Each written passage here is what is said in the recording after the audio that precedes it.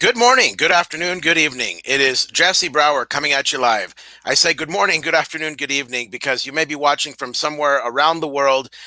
Most of the viewers are going to be in the Philippines today.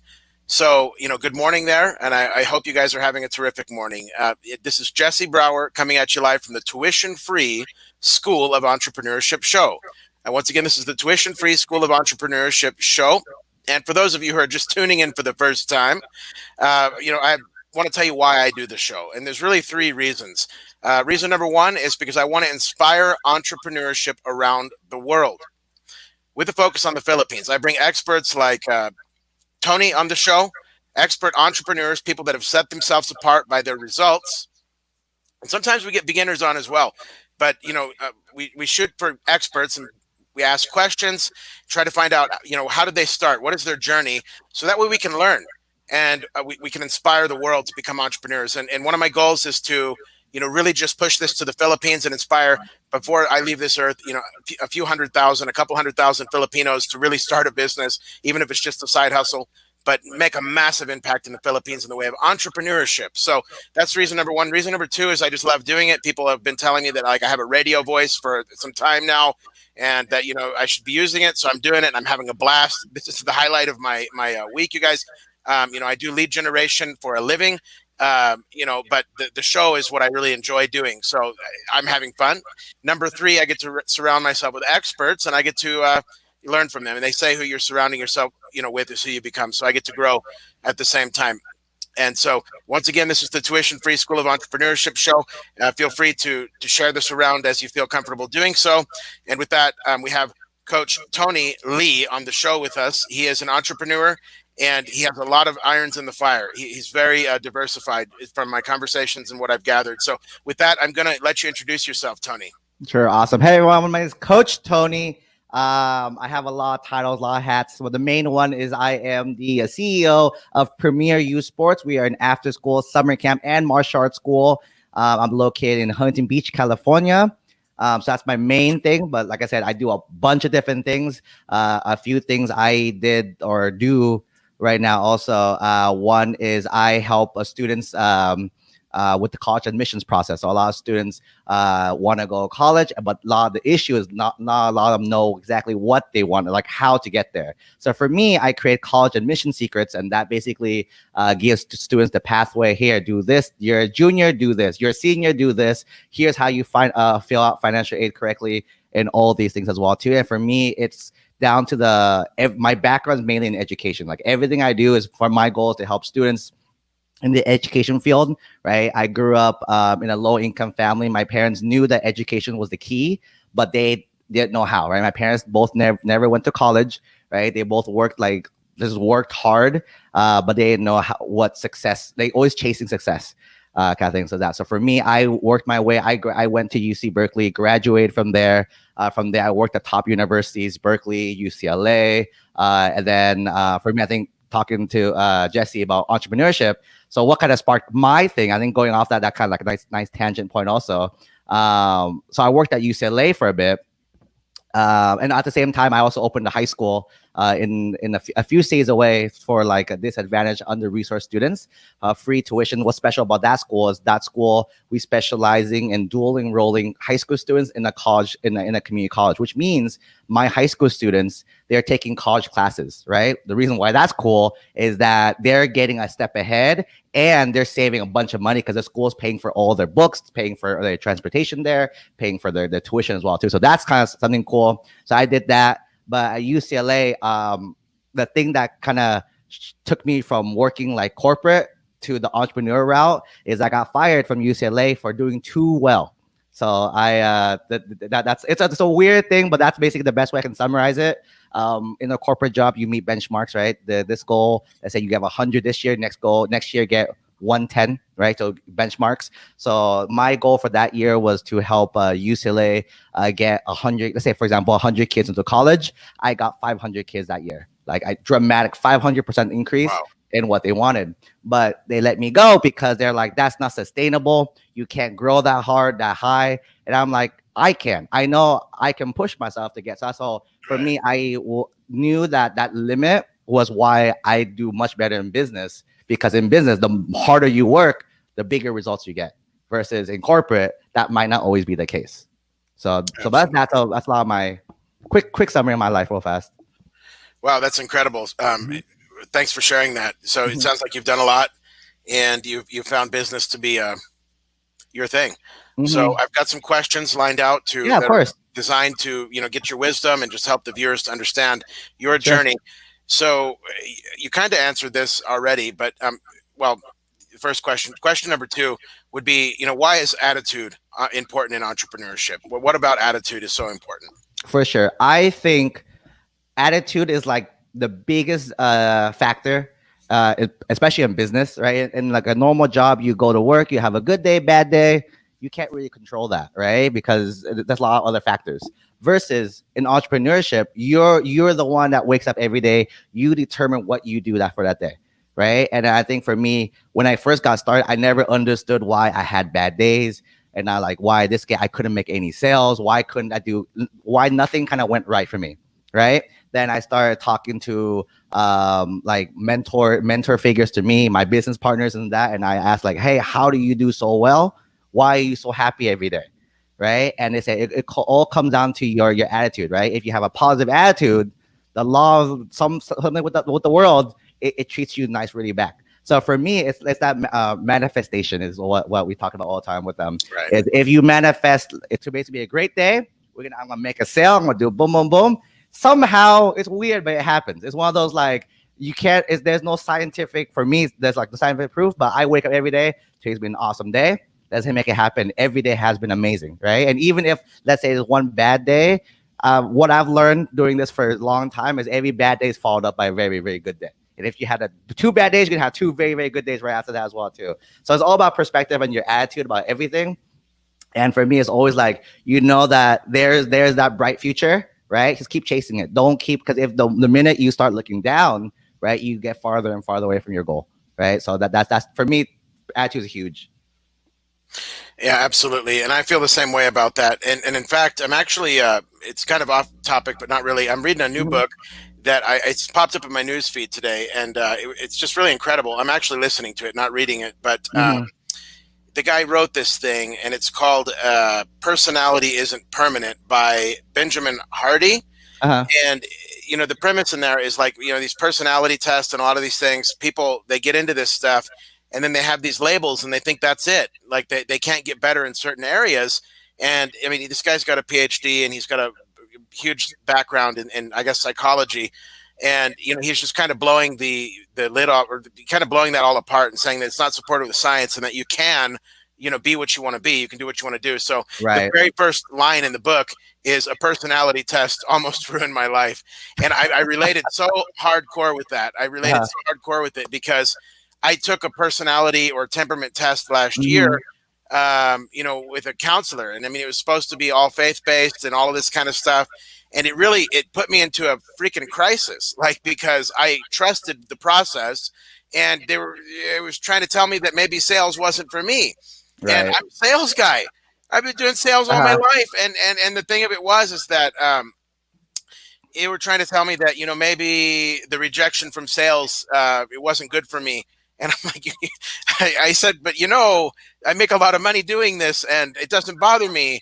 But the thing was, well, I'm a little bit concerned, and it made me think a lot, and it was just weird. But I found that book today, and it just really kind of confirmed what I already knew, that you have to sometimes push through a little bit of pain in order to get to where you want to go. Like, you can't just stay in your Sure. comfort zone.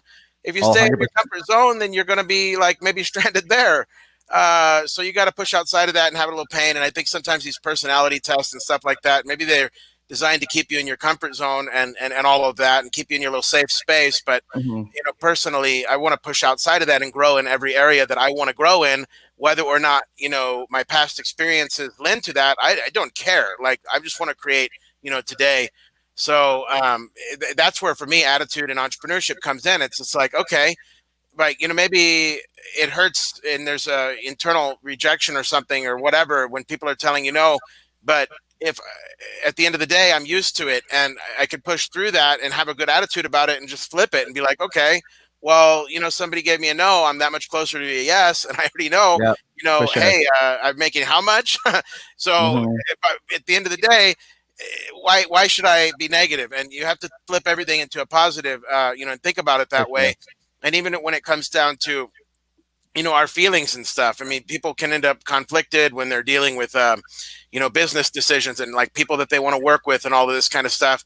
And for me, what I've started doing is just getting a plan and Hmm. sticking with the plan regardless of all these kind of feelings, because feelings will pull in every direction, and you're like, For sure. if you listen to that stuff, it's like you're just kind of spinning in circles. You don't know what to do, so you just got to go with the plan and lead with logic. Sam Evans, I kind of look up to the guy. Hmm. He does the consulting accelerator, and he always just talks about just do the work. He just, at the end of the day, so you got to have an attitude that is just like, okay, regardless of any feelings that come up, I'm not going to allow those to pull me down or pull me to the side. Like, I'm laser Hmm. focused. He's got like a statue in his office with the lasers coming out of the eyes, Uh, and it's like, and that's positive because you're focusing on what you want to do, and it's right. what you want to do. It's what you want to build, and it's not what somebody else wants to do or whatever. That's, for me, that's entrepreneurship. You get to build Hmm. your own dreams. You get to Yep. do what you want to do, and if it hurts, if it's uncomfortable at first, you can build your muscles up in that and just get used to it. You don't have to just shy away from it because somebody told you that you couldn't do it, or because a personality test says it's not a fit for you. At Hmm. the end of the day, maybe the personality test that you take isn't really what you want. So for me, attitude in entrepreneurship is that, just knowing what you want and going after it, despite what anybody tells you, what any personality test will tell you. Doesn't matter. Like, if you want it, go after it, because you can, and you don't need anybody's permission. So you got to have that kind of, like, that very, that attitude where you're just going to push forward and make it happen, because it really is up to you. So we're in the middle of this kind of COVID thing. I think things are Hmm. loosening up now. They definitely in Arizona, where I'm at, and I know in California, Right. it's loosening up. But how would you say COVID has impacted business and entrepreneurship worldwide? Yeah. So for me, it was basically a blessing in disguise kind of thing. It's one of those, like, I think everyone, my whole feed, it began just sad to just watch like your Facebook feed and all this negativity, right? And then for me, it's those who are the true entrepreneurs, basically the true problem solvers. Because basically all you are as an entrepreneur is a problem solver, right? As you get bigger and bigger, problems don't go away. You get bigger and bigger problems, which is what you should enjoy. Kind of thing. For me, like, I started off as a really small program, right? Trying to make it by.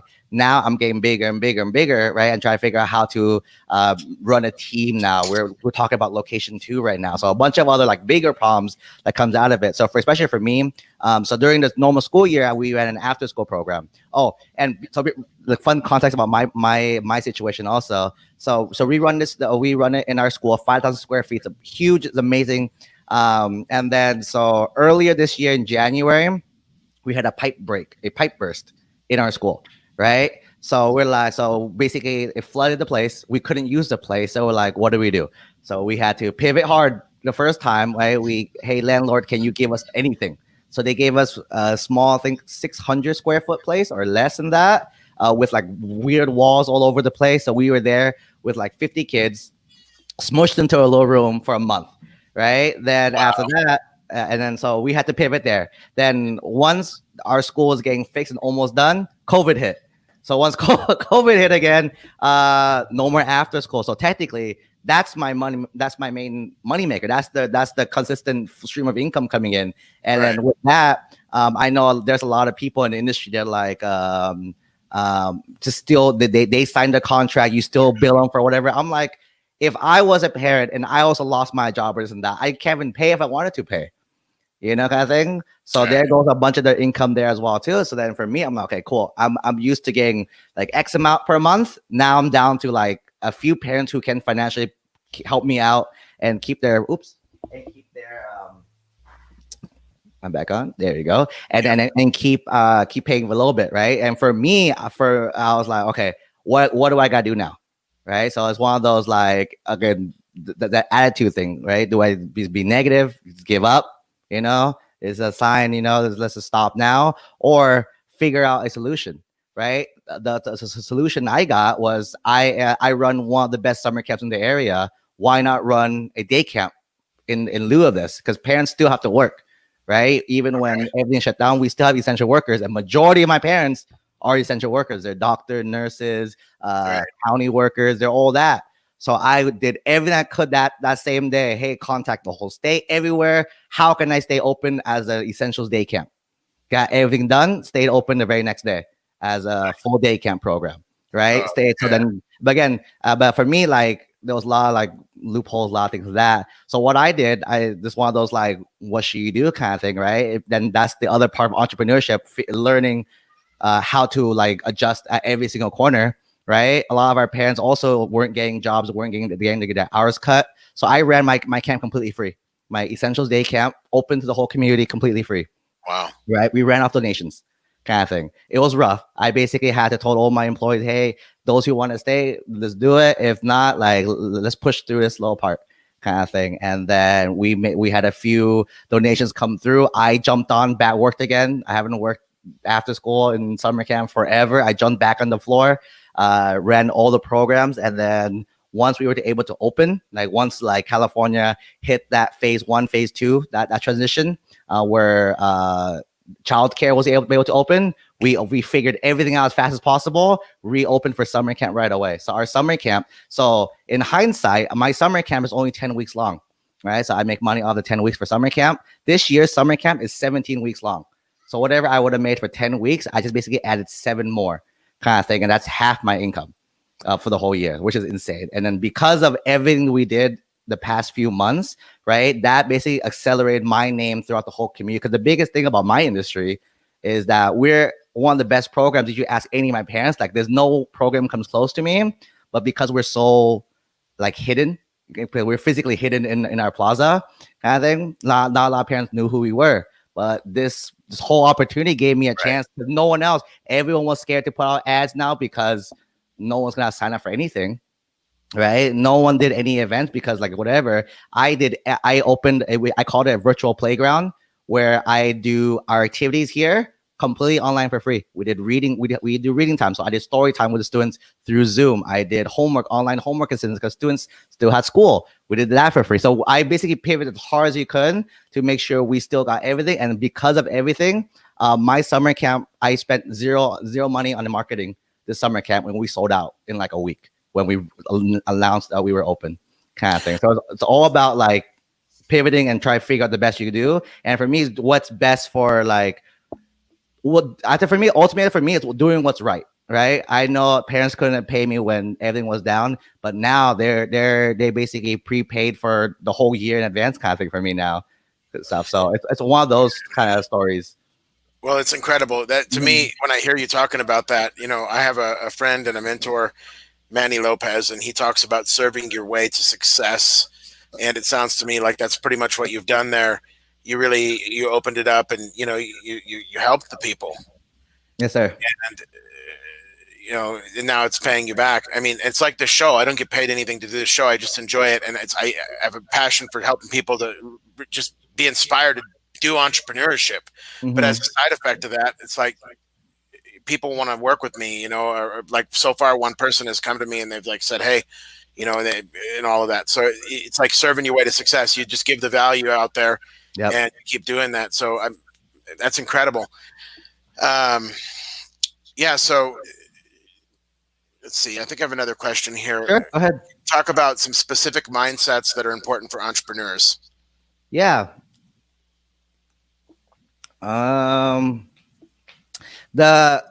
Okay, so there's two main ones. The two main ones, or three main ones.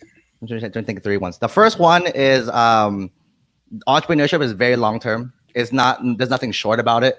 And any of those get rich quick stuff is very temporary. If you make it, like I said, you make it because most you can't, but those who do make it is very short term kind of thing. And a lot of it, when you get so much money so fast, it kind of changes your perspective of things. So for me, everything I've done is super long term, right? Kind of thing. So like, especially with this business, for example, I haven't taken a paycheck yet. It's been 6-7 years now, kind of thing. Because especially with this business, it's one of those like, if I take 1,000, 2,000, 3,000 away, that's 1,000, 2,000, 3,000 I can use to grow, get one more employee, get more staff, grow this program even bigger. I just bought two brand new school buses Wow. also kind of thing. I couldn't do that if I kept paying myself. But for me, it's paying off now because I have a school bus. School districts are offering to like, let's work together, because now I'm a real threat now in a sense to a lot of other programs. Kind of, so for me, one is it's a very long term game. So don't think about short term. If you want to go into business, like basically be ready to eat ramen noodles for like 10 years. Kind of that mentality, And then if you're okay with that, then business is for you. If you're not okay with that, then a job pays much better and much faster. Kind of thing. That's the first one. The second one for me is the learning about the concept of money. That's a huge like shift to me. Like growing up low income, it never like money was always a negative thing for me, because every time my parents always said stuff, it was always negative way. We can't afford that and blah blah, all this stuff, or that's a waste of money, this and that. Versus me, my perspective now is, would that help me get to whatever I need to next, kind of thing. Like for example, I just paid for a coaching program. I upgraded. I was a $15,000, 15,000 a year up to $25,000 a year, and I did in a heartbeat, right? Because the thing is, that program the first year made me six figures, so I paid 15,000 and made six figures. So Right. the next level up should make me a lot more, kind of thing. And then it's one of those, like, the concept of money. Like, yeah, it's a lot of money. It's very scary to like write someone a check for that much. But if I know that if I put this much in, but I get this much in return, I think I'll do it all day. It's like one of those analogies. If you gave me $1 or gave you $2, would you do that? Yeah, Absolutely. but most people are scared. I might lose that $1. So that's for me. I've learned the concept of money, and then eventually money buys you time, kind of thing. I know. Like I was talking to my team today, my main director, and then we were talking about like hiring someone versus her just doing the work, kind of. I'm like, yeah, no. If you and I told her, like, if you and I ran the camp, perfect, no mistakes, nothing will happen wrong. But we can't grow that way. Like your time is much more valuable being a director in the program, right? Don't worry about charging like $5 this, $10 for other people, right? Someone else, I can train someone to do that, but then have you focus on making sure the kids are safe. Because for me, that's much more important. Kind of also, so I think the concept of money is one, and buying you time. And the third thing, which I think for me is the biggest one, is standing on the shoulder of giants. Is a concept and philosophy that I've like taken really, like, that's helped me grow the most, kind of thing. Like for me, is if I know I want to do, like for example, my after school summer camp program right now, this stuff, I found the top guy in the nation, right? He makes seven figures off this easily, right? He's never there at his own program, but it took him years to build to where it is. So I'm like, hey, how much does it cost to get your mentorship? X amount, let's do it. And he basically helped me out through everything also. And with my college admission stuff, right, I found the top coaching expert there is out there. Hey, let me get your coaching done. And this that. For me, I've learned that, like, you can do it yourself. It's free, right? You do it yourself, it's free, but you pay so much more in your mistakes than paying in that one time, that quick knowledge. I I think. agree. I think So, coaching is really important, and there's no doubt about that whatsoever. So I just wanted to clarify, but you're not eating yeah. ramen noodles. You're taking care of your health, right? Oh, for sure, for sure, for sure. Yeah, Yeah, yeah. I don't yeah. want anybody to get it twisted. I mean, entrepreneurship for me, you're building a brand, obviously, and that Mhm. can take time to get, to build up a brand. But it doesn't. Sometimes it does, sometimes it doesn't. I mean, it just depends on what kind of brand you're building. But like for me, I do several different things, and at the end of the day, I am not going to sacrifice. Like I'll eat healthy, and I'll Mhm. still make a ton of money, like Right, because I can. And right, so, of course. so that's where I'm coming from. I just wanted to clarify for the audience because I know there's this kind of a hustle mentality out there where it's like, hey, don't, and like Dave Ramsey kind of a mindset, like eat ramen noodles forever. But I don't think that's healthy, and I don't want Oh, people for getting sure not. cancer. So I'm not, and I'm not like just putting you on the spot, but I just want to Mhm. clarify for my audience. You don't have to do that. You can make a lot of money quickly, and if that dies down, you can make a lot of money quickly again with another project. You can be a serial Mhm. entrepreneur, and while you're doing that, you can have a brand that you're building more long term. I mean, like me, Yeah. I do several different things, and you can just make money. I mean, you can make money quickly. There's nothing wrong with that. There's no shame in it. As long as it's done ethically, there's no reason to go Mhm. slow, and there's no reason not to get into something that. I mean, I'm not saying Ponzi schemes, but there's projects. I mean, there's projects Uh-huh. that you can jump into and make 100 grand. I mean, Right. and you're in and you're out. I mean, Mhm. so, and I see no problem with that. And you can do that over and over and over again. So, and then, but what, with what you're doing, you're building a long-term brand. And I agree with Correct. you that that kind of thing takes time. And there's all different kinds of entrepreneurship. Some people jump from project to project and they just make money. They're serial entrepreneurs, right? And then Mm-hmm. there's guys that have one brand and they're just building it. I think you can do all of it. One guy Mm-hmm. told me, and he was an older guy, he was like, somebody told me not to be a jack of all trades. And he said, I tried that and I didn't become Jack. And and it was like, wow, it kind of opened my mind up for a little bit, because I was like, I used to think that way too. So, I mean, for me, and maybe I think it sounds like you're the same, because you do a lot of different stuff. You're obviously making money. Yeah. I mean, you Mm-hmm. have money to spend for coaching. You're not eating ramen noodles, obviously. So, Mm-hmm. I just wanted to jump in there and just say that you can make money quickly, and there's no shame in the game. In that, for me, as far as that is concerned. But if you're going to build a long-term brand, there is going to be, perhaps situations where it takes longer to get that notoriety, and you're doing it. You're serving your Mm-hmm. way to success and all of that. So, kudos to you there. But so what would you say to somebody who's watching the show, who has like a smartphone and that's all they've got, but they want to get into entrepreneurship, they want to start a side hustle? Where would you point them? What direction would you show them to go in? Yeah. Um, so there's two ways to think about it, right? So one is learning how to sell. I think in entrepreneurship, that's the biggest thing in general, right? Learn how to sell. So this is a tip I learned off Gary Vee. I think I was talking to you about Gary Vee earlier.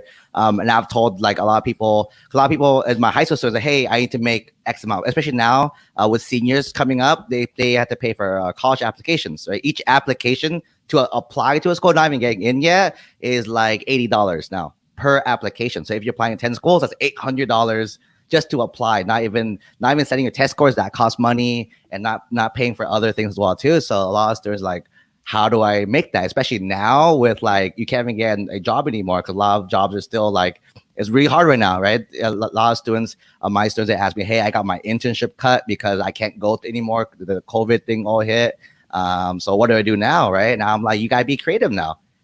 You can do anything you want. Back in like your day, my day, there's very little things we can do. And now we could have just waited. You can't do anything else now. Now I'm like, dude, you can create, like a lot of students tell me, like, I can't do a club. You can. There's Zoom now. Create a club, Right. inter-school, inter-district. How cool would that be? No one does that. No one has done that yet, right? Be the first kind of thing, or be creative. That's all. Like, I don't want to give them all the ideas, but I just want to you gotta start being creative with everything you do now. So like one easy thing to do is, if you have a phone, or the easiest way is you just Google how to make money online kind of thing. That's probably the easiest one, right? Yeah. And I'm sure there's hundreds and hundreds of pages of stuff on how to make money. It depends on what you want to do, but then the easiest way to sell, right? And then 99% of the time, your first try is gonna fail, right? And 99% your second time is gonna fail, and your third time is gonna fail, and over. My very first year doing this, I got 100 no's before my first yes. 100 people came in my door. I paid for 100 people through Facebook ads at like $1 per lead, which I thought was expensive at that time. Now it's like amazing, right? So I spent like $100. I spent basically $100 to get 100 people to come in, get a tour. Which my coach told me that when they come in for a tour, it's like a guaranteed they'll pay. And 100 people told me no, and I was like, why? But each time I learned, oh, I messed up. I should have said that. Oh, I did this. I should have done that, right? And then over time, you learn kind of thing. So especially if all you have is a phone, the biggest thing you have is time right now, right? You have time, so you just gotta do it. It's one of those, like, you're scared of failure, and then I'm scared. Everyone's scared of failure, right? But you just gotta do it, because then the biggest thing, I think you said this earlier. I completely forgot like the comment on it also. But the biggest thing, I ask students when they tell me, what do you want to do when you grow up? I want to be a doctor, lawyer. I'm like, is that what you want to be? Is that what your parents want you to be? Because that's the biggest like thing, especially in entrepreneurship also, right? Is that what you want to do, or someone else is telling you to do? Because at the end of the day, you are living your life, right? My parents want me to be a doctor my whole life, kind of thing, and I'm scared of blood, so I can't do that kind of thing. But then I tell students, what would make you truly happy? Right, especially with everything you do, what would make you truly happy, right? Like, I would never do well in be a doctor. I would never be an engineer or lawyer, all these like other professions my parents want me to be. But for me, I'm really happy what I'm doing now, right? I'm able to give back to all the communities. I donate thousands to all the schools around me, kind of thing, and that makes me truly happy, kind of thing, that I'm able to do that, right? So then I tell all the students like, hey, what makes you truly happy, and do that. Right. And I think that's the ultimate thing. If you, the quick answer to yours is just Google how to make money. You have a smartphone, so you can Google that, and then you'll find a lot of resources. But the long-term answer is figure out what makes you truly happy, and find a way, if that's what you really want to do, find a way to make your life that. Because some people don't need like the Lamborghini. I would like a Lamborghini one day, right? But then a lot of people I know don't care about stuff like that.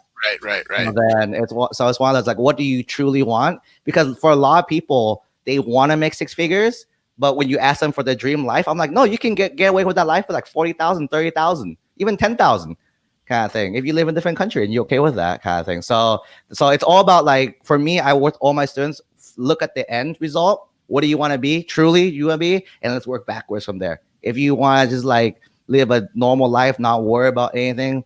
Like I have one of my close friends. She just wants to stay at home all day.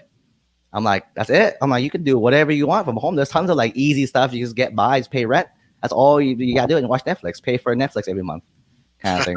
So everyone has the different things. For me, I want to give back. I want to be like the guy, the community guy in my hometown, kind of thing. So then for me, that's why my goals are big, because I want to help out a bunch of these schools now are getting tons of issues now. So I want to be the guys who like, yeah, I want to be. That's for me. My personal thing is I want to be the go-to guy. Like, oh, I need help with this. Let's call Coach Tony, kind of thing. Yeah, I like it, man. I like it, and I've got similar goals for the Philippines. As you can see in the background, it's Chocolate Hills. My big thing is just inspire entrepreneurship, and some people will see the show and they'll grab onto that. Other people may not, but I just want to be on the blowhorn, or what do you call it, the bullhorn, and just entrepreneurship. And if it's for you, then go for it. If it's not, then that's okay too. But I think everybody can have a side hustle. I think everybody can do entrepreneurship. I think if it's what you want to do, you can do it. So, man, it's been great having you on the show. I apologize. I feel I'll be real honest with you. I feel a little bit off kilter. I'm kind of tired, and I just feel like I didn't like hit it as good. But you know what? It is what it is. It was great. It was great. So, attitude. Positive attitude there. But I'm feeling okay anyway. So at the end of the day, we got it done. And thanks for coming onto the show. Yeah, of course. I'm going to unplug from the internet, you guys. I'm going to turn the routers and stuff off, and I'm going to go spend some time with the family. I think that's important sometimes as well. So 100%. God bless you, everybody. And thanks for watching the show. Bye, everyone.